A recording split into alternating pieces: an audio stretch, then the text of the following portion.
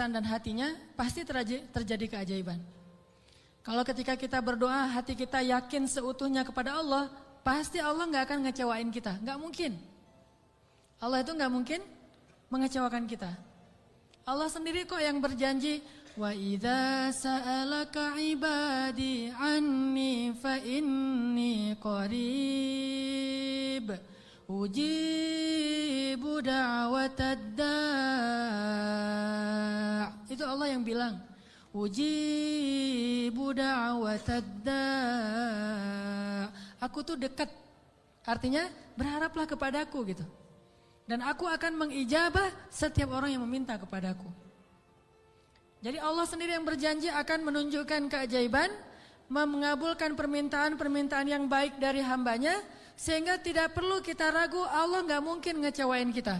Begitu kita berdoa yang selaras di hati kita, yakin kepada Allah, Allah akan tunjukkan. Itu rahasia paling gampang untuk hidup bahagia, untuk sukses, untuk dapetin apa yang baik-baik yang kita harapin. Kalau kita ngandelin Allah banget dalam segala urusan, la yudayya'anallah, itu intinya. Allah nggak akan ngecewain kita. Manusia bisa banget ngecewain kita, bukan karena dia jahat. Kadang dia nggak ngecewain kita karena emang dia nggak mampu untuk memuaskan dan membahagiakan kita.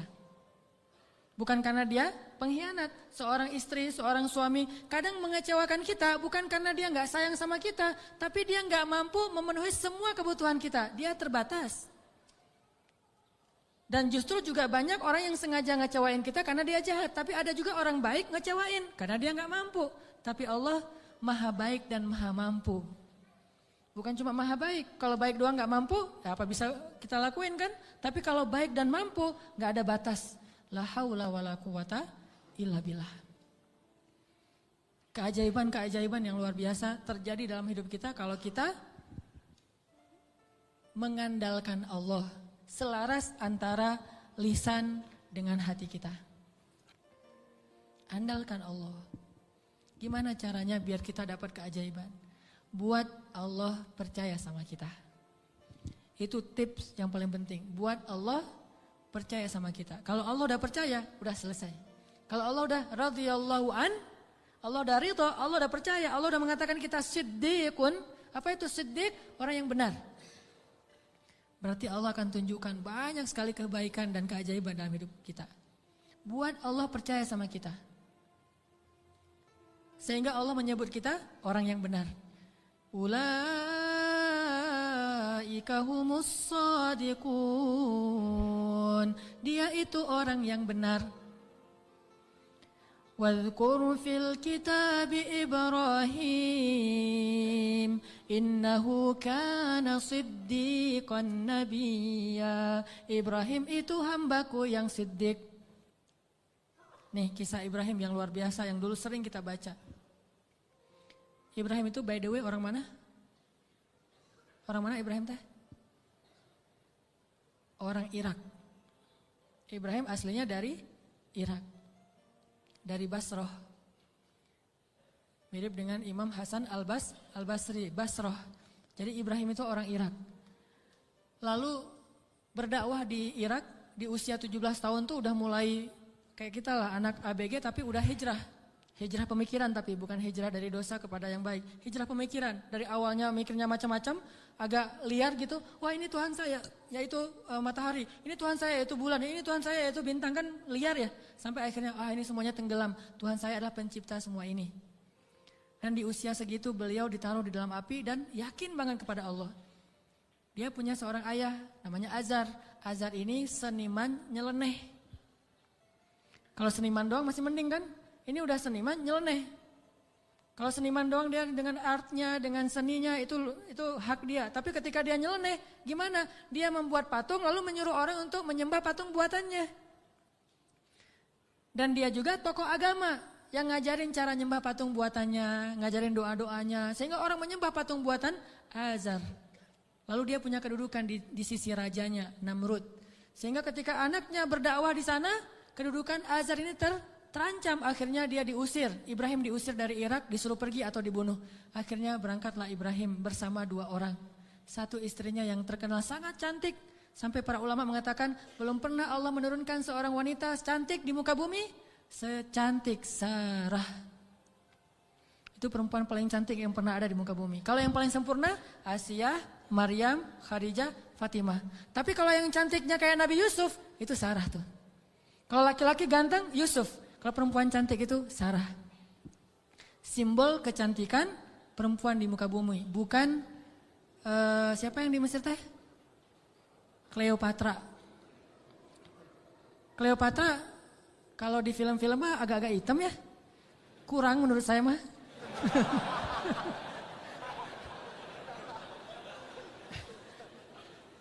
Kalau Sarah itu benar-benar cantik tuh, simbol kecantikan wanita di muka bumi. Nanti kalau punya anak jangan lupa kasih nama Sarah. Sarah. Nah, ditemani oleh Sarah, istri tercantik, dan seorang murid yang kelak juga jadi nabi, namanya Lut alaihissalam.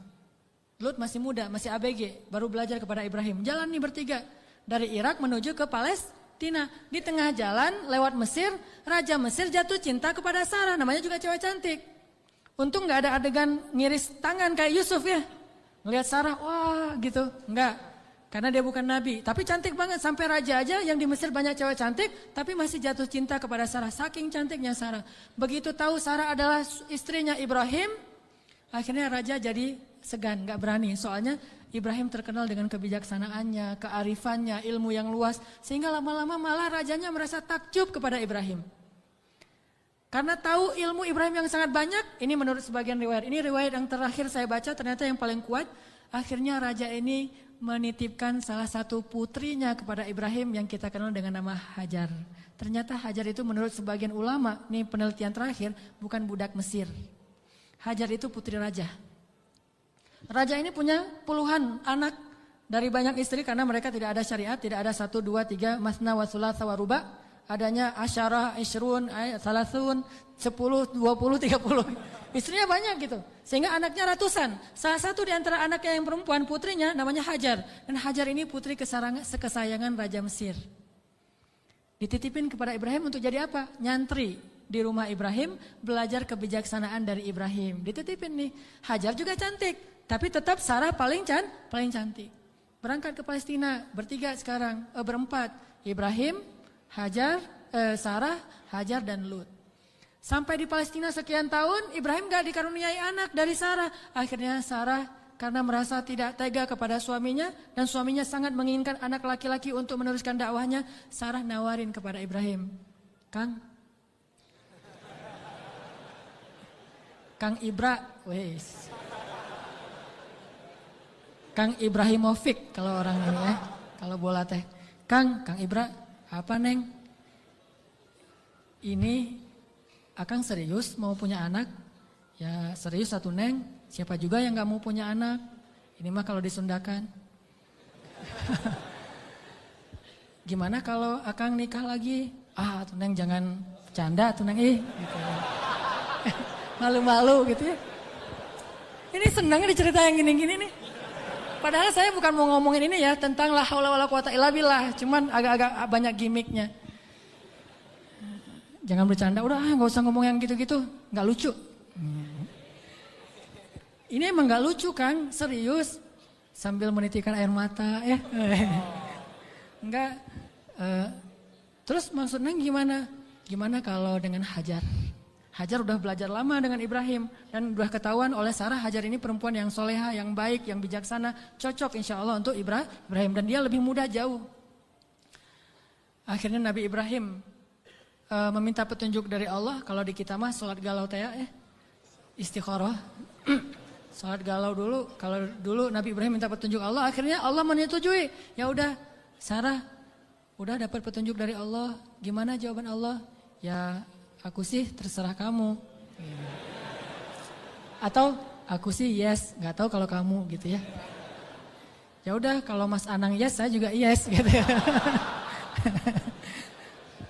Akhirnya yes, nikah nih sama Hajar. Udah nikah sama Hajar, langsung Hajar mengandung anak Ismail. Maka kami berikan kepada dia Ismail, anak yang ghulaman halima, anak ghulamun halim, anak yang sangat lemah lembut dan cerdas dan perasaannya peka gitu. Itulah Ismail. Sangat sabar. Punya Ismail kecil, namanya calon nabi kan ganteng. Nih by the way lagi ya, gak ada nabi yang jelek. Semua nabi itu keren. Maka insya Allah dai-dai juga para pewaris nabi harus keren. Ini maksudnya apa sih? Nabi itu semuanya keren gitu ya. Jadi jangan pernah ngebayangin ada nabi yang biasa-biasa aja, tua, jelek. Semua nabi itu keren-keren karena dia dutanya langit. Kita duta produk aja cari artis yang paling keren kan? Apalagi Allah nyari dutanya langit. Keren. Ismail kecil tuh udah luar biasa. Aura kenabiannya tuh udah kelihatan. Sehingga akhirnya membuat Sarah, ini mungkin ada benarnya juga. Kata orang dulu, kalau pengen punya anak, maka suaminya suruh nikah lagi, punya anak, nanti kepancing yang pertama akan punya anak. Ternyata Sarah akhirnya hamil juga kan. Nah Ismail kecil, Ibrahim senang banget punya anak laki-laki, digendong-gendong kayak Nabi Muhammad aja, naik ke atas punggungnya, dibawa kemana-mana, dibangga-banggakan kepada orang, ini anak saya laki-laki, Ismail anaknya Hajar segala macam. Dan banyak tetangga memuji-muji Hajar. Nah ini nih, masalahnya bukan di suami istri tapi di tetangga. Yang bikin istrinya cemburu. Sarah mah pasti awalnya niatnya baik, gak akan cemburu. Tapi gara-gara tetangga, Hajar hebat ya, udah punya anak ganteng, mirip banget dengan Hajar, gitu-gitu. Akhirnya Sarah kan jadi panas juga lama-lama tuh. Nah wajar, akhirnya Sarah mengusulkan, janganlah tinggal dengan serumah dengan saya udah gak tahan. Hening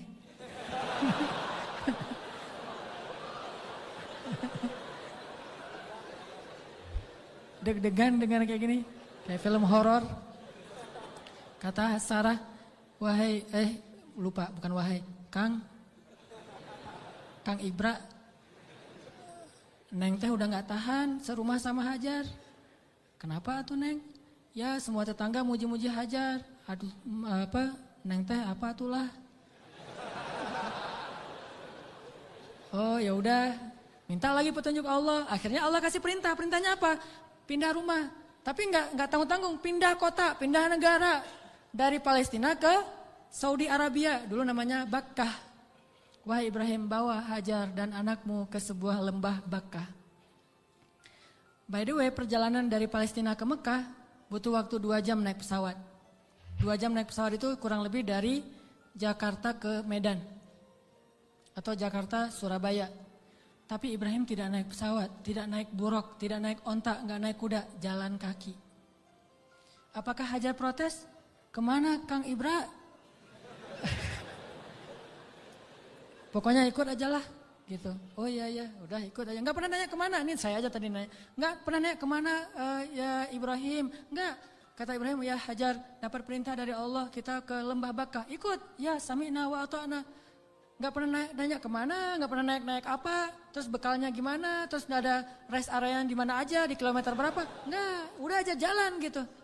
Coba bayangin suami bawa istri, kadang-kadang kesasar muter-muter, istrinya langsung, wah papa gak tahu jalan, pakai ini atuh GPS. Gak sabar ya. Atau suami ngajak jalan kemana gitu, udah mama turun di mall ini aja, nanti dijemput lagi gitu kan. Minta dijemput di mall. Kalau Hajar, enggak. Mau naik apa, kemana, sami'na wa ata'na kepada suami. Ini supaya Allah percaya sama Ibrahim dan Hajar. Jalan, kira-kira dari dari Jakarta ke Surabaya jalan kaki berapa lama? Atau naik skateboard aja deh. Jalan kaki berapa lama? Tebak aja deh, 1 bulan ya. Perjalanan 1 bulan. Gak ada rest area sama sekali. Makanannya apa yang dibawa sebagai bekal? Roti keras yang kalau dimakan itu harus direndam dulu dengan air. Saking kerasnya roti supaya awet gitu. Jadi kalau udah sampai di oasis kecil, Nabi Ibrahim turun duduk bersama istrinya, bersama bayinya, rendam roti dulu sambil ngobrol-ngobrol. Wah padang pasir, ya iyalah apalagi gitu. Direndam nih roti sampai akhirnya rotinya udah agak lembut, makan. Hajar ngasih ke anaknya.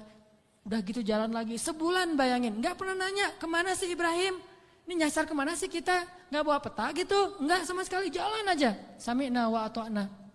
Begitu sampai di sebuah lembah, yang kata Allah, biwadin ghairi dzi zar'in 'inda baitikal muharram, di sebuah lembah yang tidak ada pohon apapun. Pohon yang di tempat lain di padang pasir aja tumbuh, ini enggak tumbuh sama sekali saking tandusnya.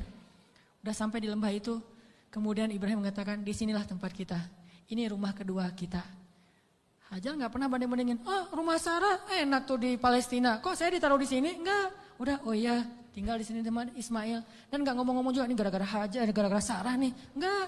Enggak nyalahin Sarah, enggak nyalahin Ibrahim. Sami'na wa ata'na, buktikan itu biar Allah percaya sama kita. Kalau Allah percaya, Allah enggak akan ngecewain kita. Sami'na wa ata'na, ya Ibrahim, ya, tinggal di situ aja. Baru 3 hari tinggal di situ, akhirnya Ibrahim mengatakan di satu pagi, "Ya Hajar, aku harus kembali ke Palestina." Baru di situ Hajar tanya, setelah sebulan gak nanya apapun, taat aja. Baru ketika mau ditinggal di lembah yang gak ada air sama sekali, cuma ada air di dalam tempat dari kulit yang mereka punya, dan itu hanya bertahan 1 hari lagi. Tiba-tiba Ibrahim bilang mau pergi ke Palestina lagi.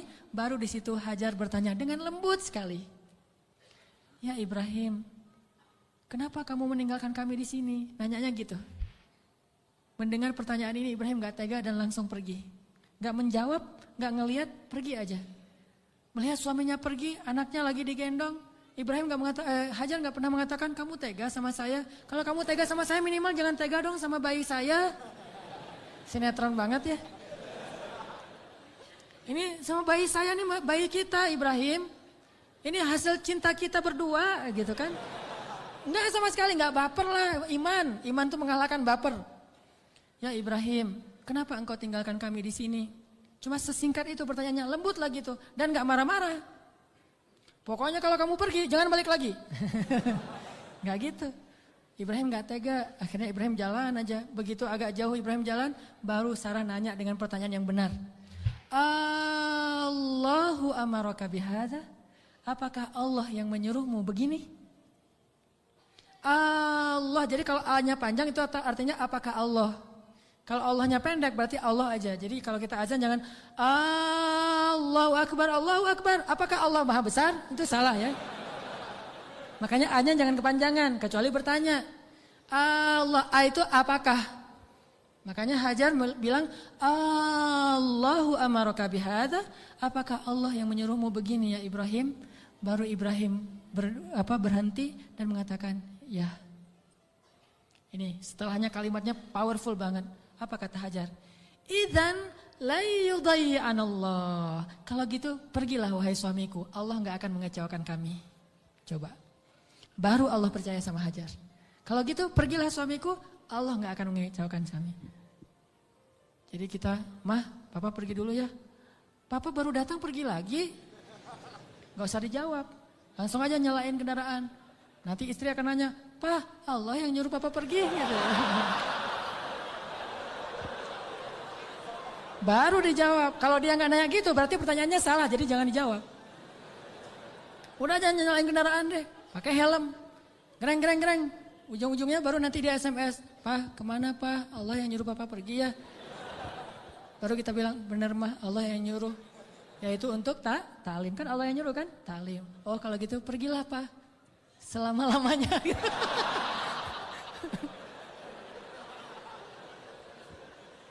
Allah nggak akan mengecewakan kami, kata Hajar teh. Idzan la yudayyi'anallah. Kalau gitu Allah tidak akan mengecewakan kami. Itu kata kuncinya tuh. Dan itu nggak ngomong dengan gombal ke Allah. Allah Maha tahu isi hatinya Hajar radhiyallahu anha.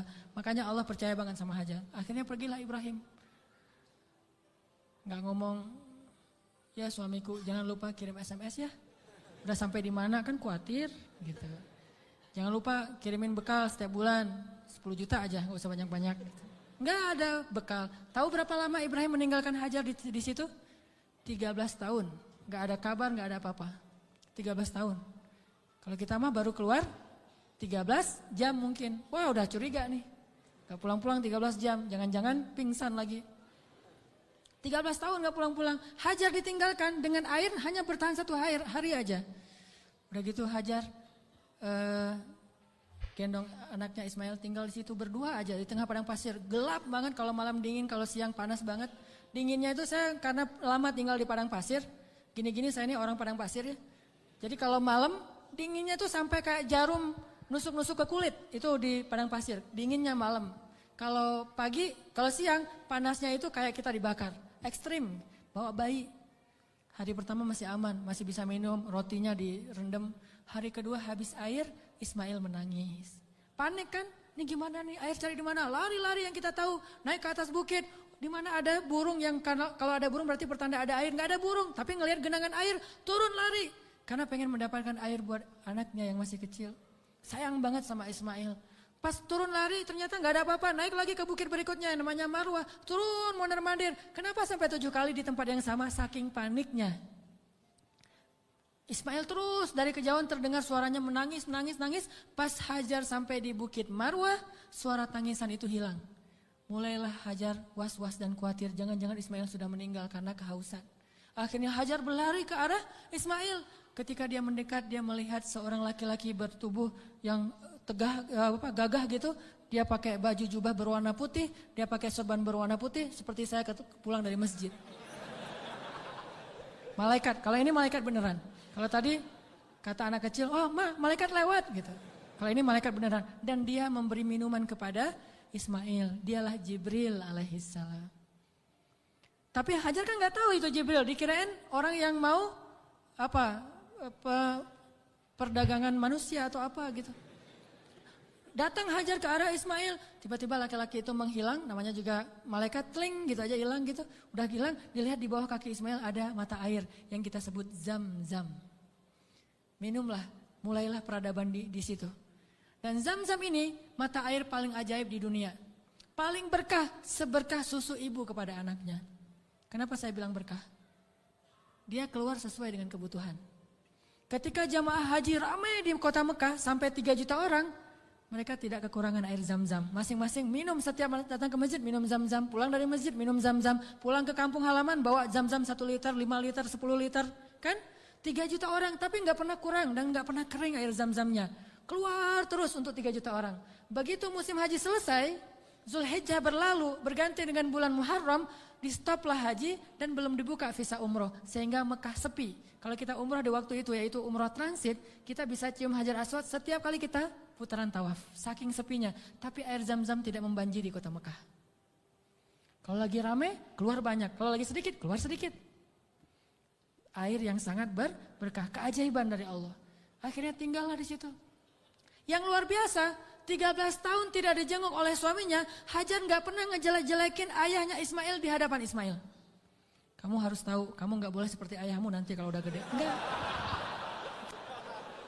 Enggak sama sekali, ini imajinasi sejarah ya, biar kita tahu gimana sebenarnya Hajar. Saya enggak, walaupun ini agak herai tapi serius. Biar kita kebayang gimana solehanya Hajar. Kan bisa aja normalnya perempuan akan bilang, pokoknya mama kecewa banget. Jangan sampai kamu mengulangi ini kepada istrimu. Hati perempuan.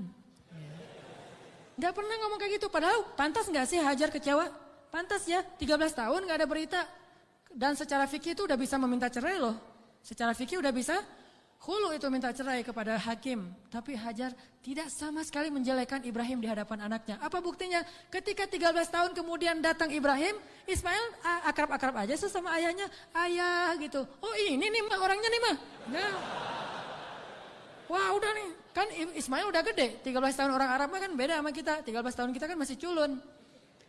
13 tahunnya orang Arab itu udah memimpin pasukan seperti Usamah bin Zaid, cucunya Rasulullah, cucu angkat, udah memimpin pasukan tuh 13 tahun usianya. Jadi udah gagah dan bahasa Allah itu ketika Ismail sudah berusia sebaya, artinya udah gagah gitu. Coba, Ibrahim waktu itu usianya berapa? 101 tahun. Ketemu kakek-kakek 101 tahun, mah yang mana orangnya? Ini. Kan bisa aja kan? Enggak. Mah, siapa itu? Itulah ayahmu Ibrahim, wahai Ismail. Ayah, langsung datang, cium tangannya. Ayah, gitu. Enggak ada seuson sama sekali. Itu hasil pendidikan Hajar yang luar biasa loh kepada anaknya. Dan bukti yang lebih berat lagi, 3 hari kemudian, Ibrahim mimpi menyembelih anaknya. Dan tahukah kita apa jawaban anak itu? Wahai ayahku tersayang. Bahasanya, ya abati. Bukan, ya terserah ayah deh. 13 tahun ditinggalin, sekarang mau nyembelih lagi. Ini bukan hasil pendidikan Ibrahim nih. Ini anak hasil pendidikan Hajar banget nih. Bukan Ibrahim yang mendidik dia, tetapi Hajar. Ibrahim mendoakan dia. Pelajarannya apa? Pendidikan anak yang paling berpengaruh itu dari ibu. Tapi doa adalah dari ayah. Rabbi habli minas solihin. Ibrahim yang mendoakan dia dari langit. Hajar yang mendidiknya di bumi. 13 tahun akhirnya kata dia, ya abati, wahai ayahku tersayang. If'al ma tu'mar, lakukan apa yang diperintahkan kepada ayah. Satajiduni insyaallah minas sabirin. Akan engkau dapati aku termasuk orang yang bersabar. Jadi gak mau nyusahin ayahnya dalam menjalankan perintah Allah. Dia tahu ayah yang nabi. Jadi jangan sampai ayah saya susah gara-gara saya yang gak rela. Saya rela banget wahai ayah. Yang penting ayah taat sama Allah. Saya akan bersabar wahai ayah. Coba kalau Ismail bilang, apa gak salah ya? Kok mimpinya aneh-aneh gitu? Pasti godaan setan deh. Gitu kan? Atau yang lebih ekstrim lagi, ayah tega, udah ninggalin mama sekarang mau nyembelih saya. Wah, ini bener nih ya, ayah nih. Pasti nih bukan nabi dan segala macam. Enggak marah-marah sama ayahnya. Udah aja sami'na wa ata'na. Ismail lah gitu.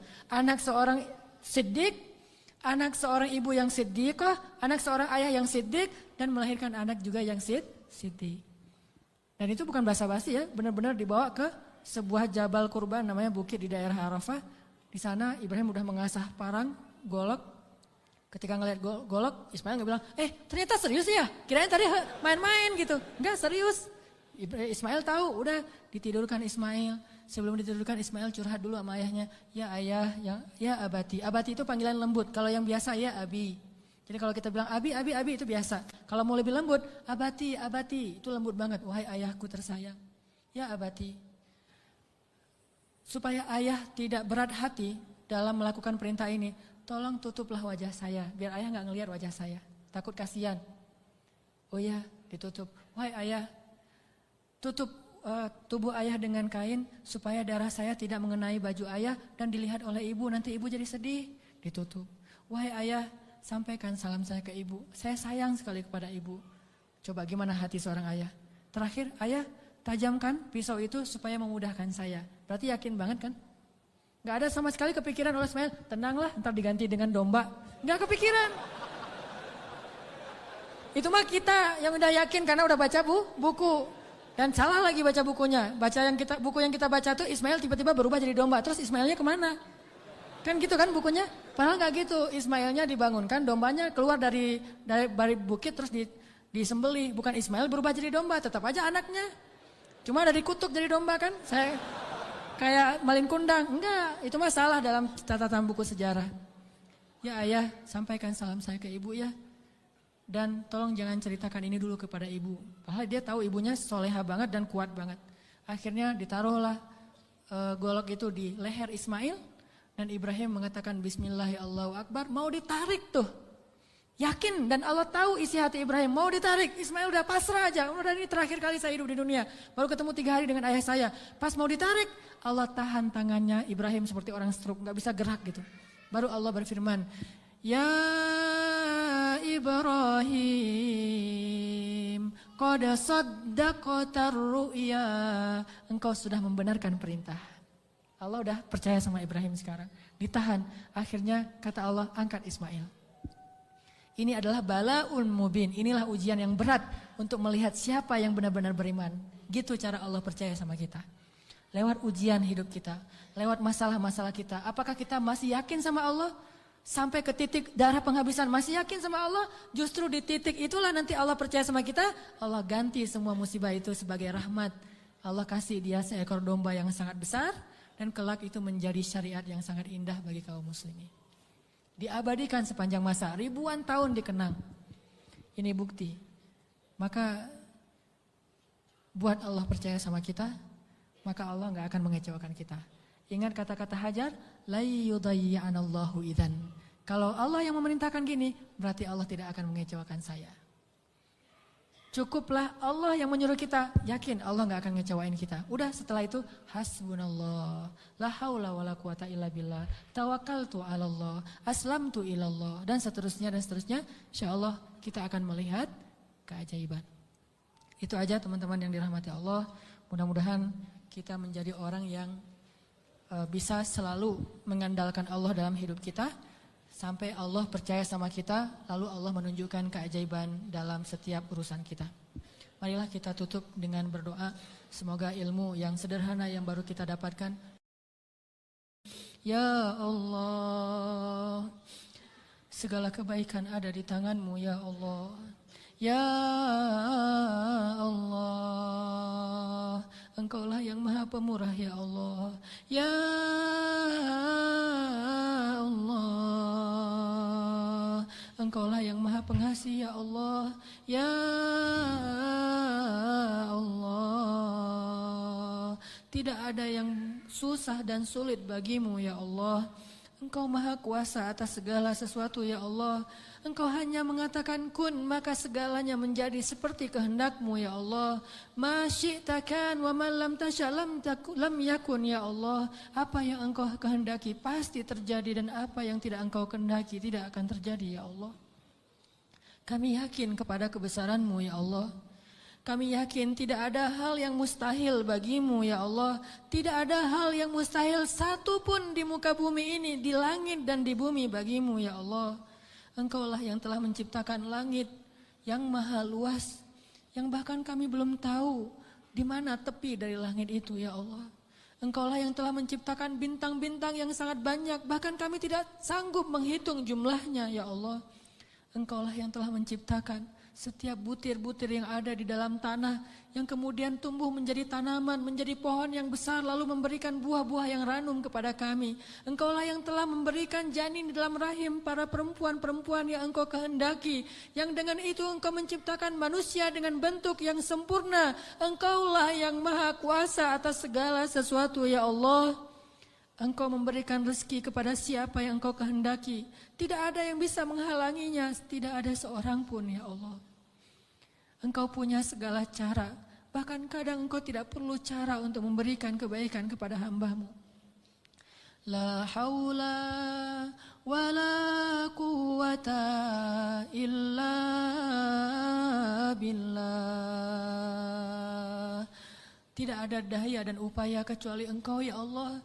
Tidak ada daya dan upaya bagi kami kecuali dengan pertolongan dari-Mu ya Allah. Iyyaka na'budu wa iyyaka nasta'in. Wa iyyaka nasta'in. Wa iyyaka nasta'in.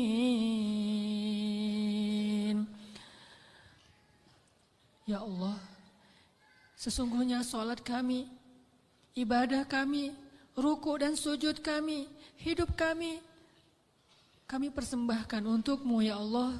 Ajarkan kami untuk tulus dalam mengatakan kalimat yang mulia itu ya Allah, sehingga benar-benar kami menyerahkan hidup dan mati kami kepada-Mu ya Allah.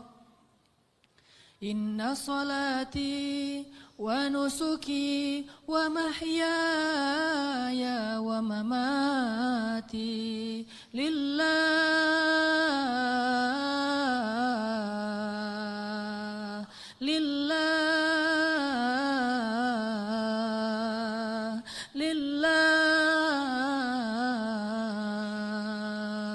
wa mahyaya wa mamati lillahi rabbil alamin. Ya Allah ya Arhamar Rahimin, kuatkanlah hati kami dalam keimanan ya Allah. Kami tidak tahu bagaimana keadaan kami di akhir hayat kami nanti. Bisa jadi saat ini kami menjadi orang-orang yang dekat kepadamu, tiba-tiba di akhir hayat kami menjauh dari-Mu, dan tidak ada yang bisa menyelamatkan kami hari itu kecuali Engkau ya Allah. Bisa jadi sekarang kami rajin ke masjid, sholat berjamaah, tetapi di akhir hayat kami berputus asa sehingga kami meninggalkan panggilan-Mu ya Allah. Kami berlindung kepada-Mu ya Allah dari kelemahan diri kami sendiri ya Allah.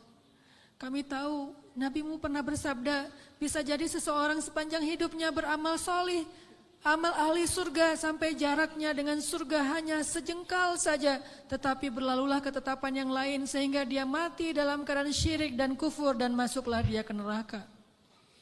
Kami berlindung kepada-Mu dari keadaan orang seperti itu ya Allah.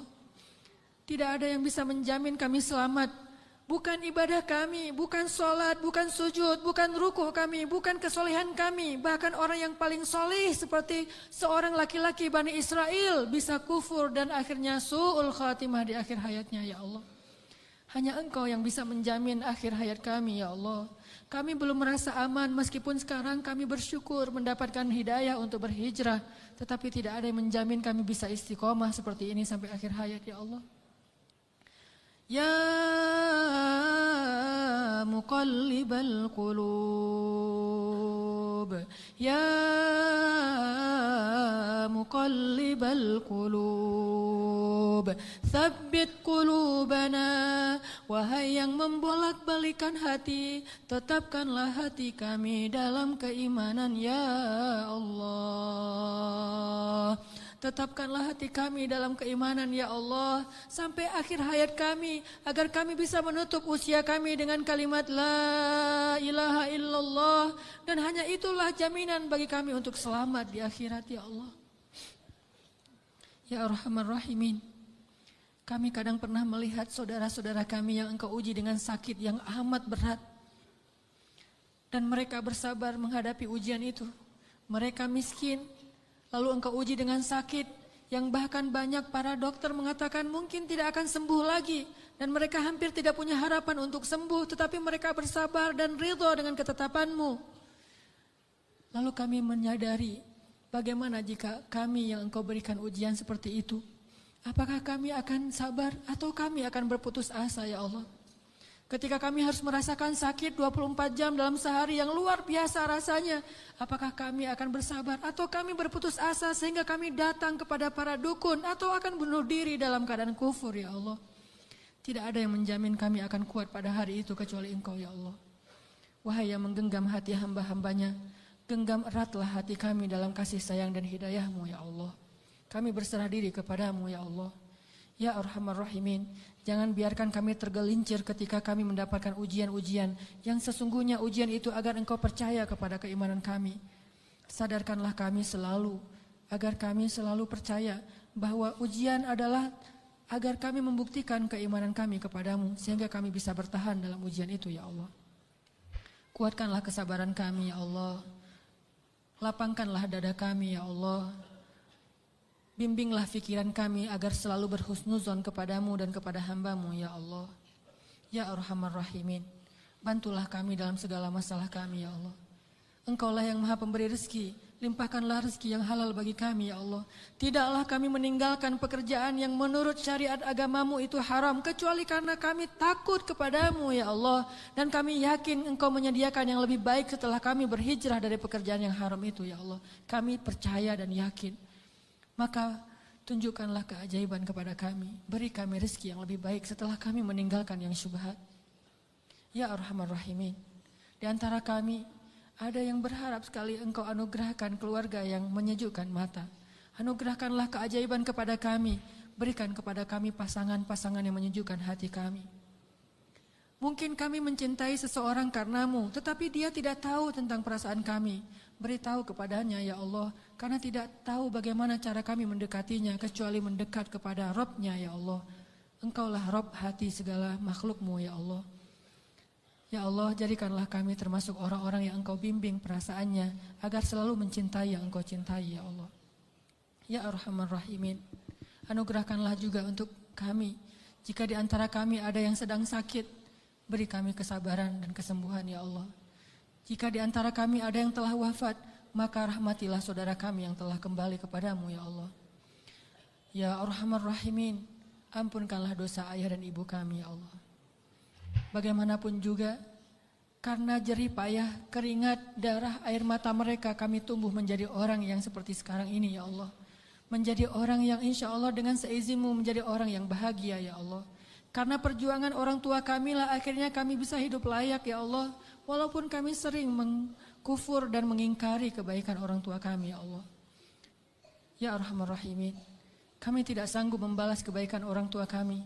Kami hanya mampu mendoakan kebaikan untuk mereka ya Allah. Ampunkanlah dosa ibu kami ya Allah. Ampunkanlah dosa ayah kami ya Allah. Ampunkanlah dosa guru-guru kami ya Allah. Ampunkanlah dosa pasangan kami, suami dan istri kami ya Allah. Ampunkanlah dosa anak-anak kami ya Allah.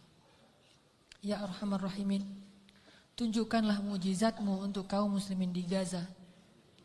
Tunjukkanlah mujizat-Mu untuk kaum muslimin di Palestina. Tunjukkanlah pertolongan-Mu seperti Engkau menolong Ahlu Badar dengan menurunkan ribuan malaikat kepada kaum muslimin di Suriah ya Allah. Tidak sulit bagimu untuk menolong saudara-saudara kami yang ada di Suriah. Senjata-senjata orang kafir tidak ada apa-apanya dibandingkan kebesaran-Mu ya Allah. Kami percaya kepada kemahaagungan dan kekuatan-Mu yang tidak ada bandingannya ya Allah. Engkau dengan mudah menghancurkan pasukan Ahzab. Engkau dengan mudah membobol benteng-benteng Konstantinopel. Engkau dengan mudah menghancurkan orang-orang kafir di padang Badar. Engkau dengan mudah menghancurkan benteng-benteng Yahudi di Khaybar. Mudah bagimu ya Allah. Sangat mudah bagimu untuk menghancurkan orang-orang yang memusuhi kaum muslimin. Tapi kami sadar, jika Engkau memberikan ujian kepada kaum muslimin hari ini, sesungguhnya Engkau menginginkan agar kami menunjukkan persaudaraan di antara kami. Agar kaum muslimin yang ada di Indonesia berempati dan mereka mau membantu saudaranya di Palestina, Suriah, Irak, Yaman, dan seluruh dunia ya Allah. Engkau ingin menghubungkan hati-hati kaum muslimin dengan ujian ini. Kami tahu ya Allah. Tetapi kami tetap berharap bantuan dan kasih sayang-Mu ya Allah. Sadarkanlah kaum muslimin. Mungkin tidak banyak berita yang menyiarkan tentang keadaan saudara kami di Suriah. Tetapi hati kami tidak tertutup untuk mereka ya Allah. Ajarkanlah kaum muslimin untuk menyayangi saudaranya seperti satu jasad ya Allah. Berikanlah kemampuan kami untuk bisa membantu kaum muslimin di seluruh dunia. Dan bantulah kaum muslimin di seluruh dunia dengan kesabaran, dengan ketabahan, dengan kekuatan dari-Mu ya Allah. Kami yakin mungkin Engkau lebih mencintai orang-orang di Palestina daripada kami, sehingga Engkau mengambil nyawa mereka dalam keadaan syahid. Maka sayangilah kami seperti mereka, sehingga Engkau kelak memberikan kami pahala syahid karena kami menolong mereka ya Allah. Rabbana zalamna anfusana wa illam taghfir lana wa tarhamna lanakunanna minal khasirin. Maafkanlah kami ya Allah, jika selama ini kami masih ragu kepadamu ya Allah. Kami masih bimbang dan ragu kepada kebesaran-Mu ya Allah. Mulai sekarang kami akan belajar yakin kepadamu. Belajar selalu mengandalkan-Mu dalam segala urusan kami. Kami tidak akan bergantung kepada makhluk. Kami bergantung kepadamu. Kalaupun kami menggunakan makhluk, kami bekerja sama dengan manusia, itu karena perintah-Mu, bukan karena kami ragu kepadamu ya Allah. Rabbana atina fid dunya hasanah wa fil akhirati hasanah wa qina adzabannar. Ya Allah, jadikanlah kami laki-laki yang selalu percaya kepada kebesaran-Mu. Anugerahkanlah kepada kami istri seperti Hajar. Anugerahkanlah kepada kami anak laki-laki seperti Ismail. Dan anugerahkanlah kepada kami suami seperti Ibrahim. Anugerahkanlah kepada kami orang-orang yang selalu percaya kepadamu. Dan jadikanlah kami termasuk di antara orang-orang yang beriman. Ya Rabbana, beri kami hasanah di dunia, hasanah di akhirat. Dan jauhkanlah kami dari api neraka. Alhamdulillahirrabbilalamin. Teman-teman yang dirahmati Allah, setelah kajian ini, oleh-oleh yang kita bisa bawa pulang, selalulah mengandalkan Allah dan bersabarlah dengan ujian. Buat Allah percaya kepada kita, kemudian tunggulah keajaiban terjadi dalam kehidupan kita. Mudah-mudahan ilmu yang malam ini kita dapatkan benar-benar mengubah kehidupan kita menjadi lebih baik, memperbaiki keimanan kita, memperbaiki akhlak kita. Barakallahu fiikum, subhanakallahumma wa bihamdika, asyhadu an la ilaha illa anta, astaghfiruka wa atubu ilaik. Assalamualaikum warahmatullahi wabarakatuh.